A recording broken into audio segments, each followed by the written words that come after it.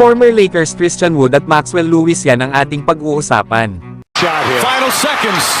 Bryant for the win. Bang! Isa na namang former Lakers na naglaro sa kanila last season ang possible nang mag-sign sa isang EuroLeague club. At ito nga ay si Skylar Mays na kinukuha na ng Olympia Milano. Ito kasi ang pupuno sa final piece ng kanilang roster para sa 2024-25 season. Si Skylar Mays nga ay 17 games lang na nakapaglaro sa Lakers last season. Nag-sign nga ito ng 2-way contract sa kanilang kupunan sa kalagitnaan ng regular season. May tangkad nga itong 6'3" at naglalaro bilang point guard. May edad pa lang ito na 26 years old kaya solid pa itong addition sa kahit saan mang kupunan. Nasa kanyang ang 7 games sa G-League sa kupunan ng South Bay Lakers. Ay nag-average ito ng 21.5 rebounds at 5 assists per game, na meron naman itong 43% shooting.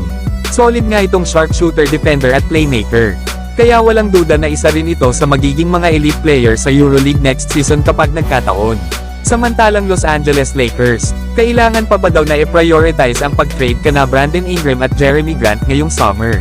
Pero mukhang hindi daw maganda na kunin ng Lakers si Brandon Ingram. Lalo at hindi daw panigurado gusto nito na bumalik sa kupunan na nag-trade sa kanya para makuha si Anthony Davis. Si Brandon Ingram nga ay naging one-time All-Star sa New Orleans Pelicans. At dito niya talaga na ipakita ang kanyang tunay na laro bilang isang star player. Na last season nga ay nakapaglaro ito ng nasa 64 games.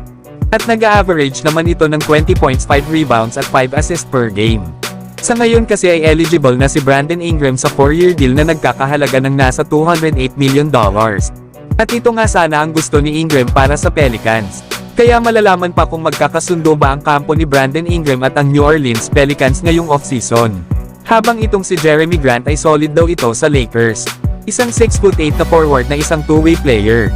May ability nga rin ito na ma-spread ang floor dahil sa kanyang 40% shooting beyond the arc. Na last season nga ay nag-average ito ng 21.3 rebounds at 2 assists per game.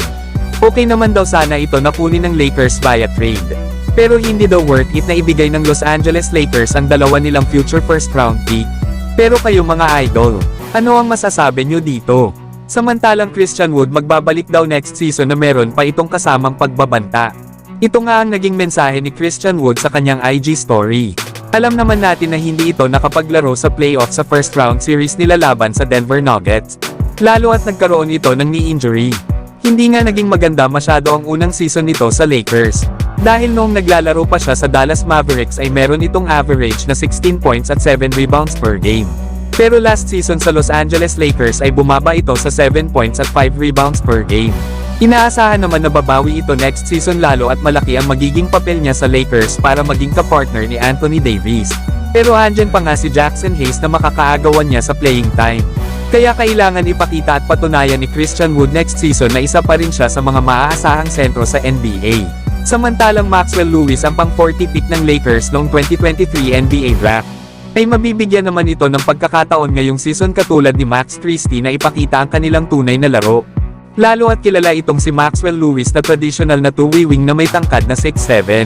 Isa nga itong athletic na small forward, isang shooter at elite na defender. Nakapaglaro nga lang ito sa Lakers ng 34 games at kalimitan pa dito ay mga garbage time na. Pero sa G-League ay nakapaglaro ito ng nasa 25 games sa kupunan ng South Bay Lakers. Na kung saan ay solid ang kanyang naging performance matapos itong mag-average ng 14 points, 4 rebounds, 2 assists, 1 steal at 1 block per game. Na may 35% shooting nga ito sa 3-point area. Kaya naman dahil sa bago na ang head coach ng Los Angeles Lakers na si JJ Redick, ay pagkakataon na ni Maxwell Lewis na ipakita ang kanyang tunay na kakayahan next season. Ang kagandahan pa nito ay kilala si Coach JJ Redick na isa sa mga sharpshooter na naglaro sa NBA. Kaya naman ay mai-improve pa lalo ni Maxwell Lewis ang kanyang shooting at scoring. Kaya yan ang ating aabangan next season mga idol, na kung papaano ba magagamit ni Coach JJ Redick ng tama ang kanyang mga players.